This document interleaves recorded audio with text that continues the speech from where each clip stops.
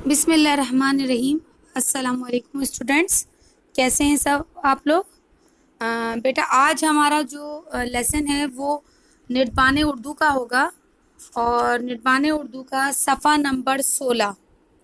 ठीक है, page number 16 पे आज की डेट डाल लीजिए। आइए काम को देखते हैं। ये है सफ़ा नंबर 16, यहाँ पर आप आज की डेट डाल लीजिए। इसमें आज हम पढ़ेंगे इसमें ज़मीर।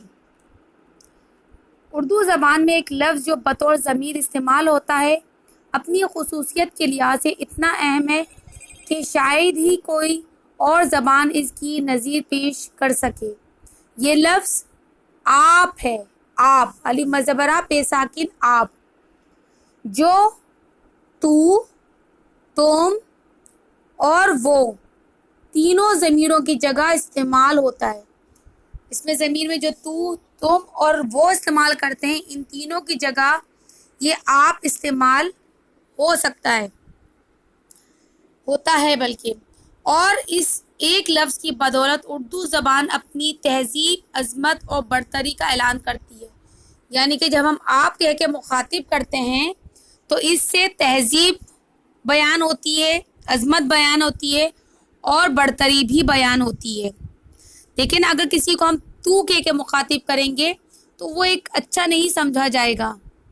तुम अक्सर इस्तेमाल करते हैं, वो भी इस्तेमाल करते हैं, लेकिन आप जब हम इस्तेमाल करते हैं आप लफ्ज़ को, इसमें ज़मीर को, तो वो एक अलग ही मकाम रख रहा होता है। सुनने वाले को भी अच्छा लगता है और बोलने वाले को भी। तो यहाँ चंद जुमले दिए गए हैं आपको। जैसे पहला जुमला है तुम मुझे बुलाने वाले, तू मुझे बुलाने वाला कौन होता है। उसी से रिलेटेड दूसरा जुमला है तुम मुझे बुलाने वाले कौन होते हो। अगर हम इधर आप का इस्तेमाल करेंगे तो आप मुझे बुलाने वाले कौन होते हैं, या आप यूं भी लिख सकते हैं मुझे बुलाने वाले आप कौन होते हैं। ठीक है जी, क्वेश्चन मार्क भी लगा लीजिएगा, यहाँ पे नहीं लगा हुआ। दूसरा जुमला इसी तरीके से मैं जो चाहूँ करूँ तुझे इससे क्या। सुनने में बहुत अच्छा नहीं लगता, लेकिन तुझे इससे क्या, मैं जो चाहूँ करूँ, तुम्हें इससे क्या। और इसको अगर हम इस तरह इस्तेमाल करेंगे आपके उसमें इसमें ज़मीर लगाकर, तो जुमला इस तरह बन जाएगा मैं जो चाहूँ करूँ आपको इससे क्या। इसी तरीके से तेरी बातें सुनकर मुझे रंज हुआ, या फिर यूं कहें तुम्हारी बातें सुनकर मुझे रंज हुआ। अब इसको हम किस तरह मुखातिब करेंगे कि आपकी बातें सुनकर मुझे रंज हुआ। ये था इसमें ज़मीर यानी आपकी जो हमने इस्तेमाल करके जुमले दोबारा बनाए।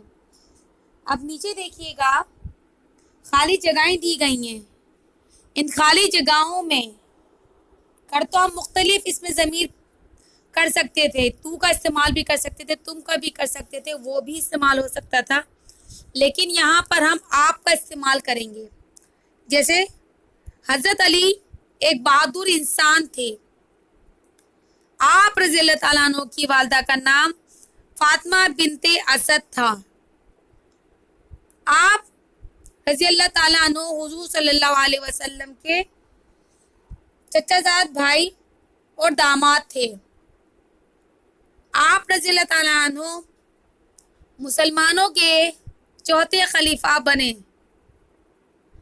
हज़रत फातिमा तो ज़हरा रज़ी अल्लाह ताला अन्हु हुज़ूर सल्लल्लाहु अलैहि वसल्लम के निकाह में आई, तो आप रज़ी अल्लाह ताला अन्हु हुज़ूर सल्लल्लाहु अलैहि वसल्लम के दामाद बने। हज़रत इमाम हसन रज़ी अल्लाह ताला अन्हु और हज़रत इमाम हुसैन रज़ी अल्लाह ताला अन्हु आपके साहबजादे थे। तो देखा आपने, आप का इस्तेमाल हमने इसमें ज़मीर का किस तरीके से किया। आइए सफ़ा नंबर 17 की तरफ चलते हैं। यहाँ पर हम मुहावरात का इस्तेमाल करेंगे। यहाँ पर मुहावरे दिए गए हैं, साथ ही उसके मायने भी मौजूद हैं। हमें उसी मुहावरे का एक दूसरा जुमला बनाना है।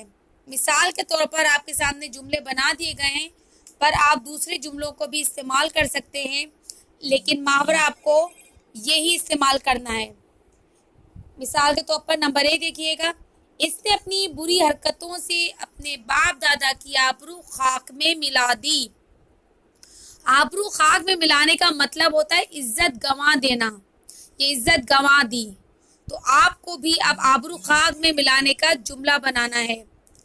उसने कत्ल करके अपने माँ बाप की आबरू खाक में मिला दी। इसी तरीके से हर मुहावरे का जुमला बनाना है आपको। आधे मायने आपके सामने दिए गए हैं, बस इसी से देखकर थोड़ी सी हिंट लेकर आप नेक्स्ट दूसरे जुमले बना लीजिएगा। और जो जुमला बनाना डिफ़िकल्ट लगे तो आप यही कॉपी डाउन कर लीजिएगा। ठीक है जी, इंशाल्लाह नेक्स्ट क्लास में नए टॉपिक के साथ बात होगी। अपना ख्याल रखिएगा। अल्लाह हाफिज़।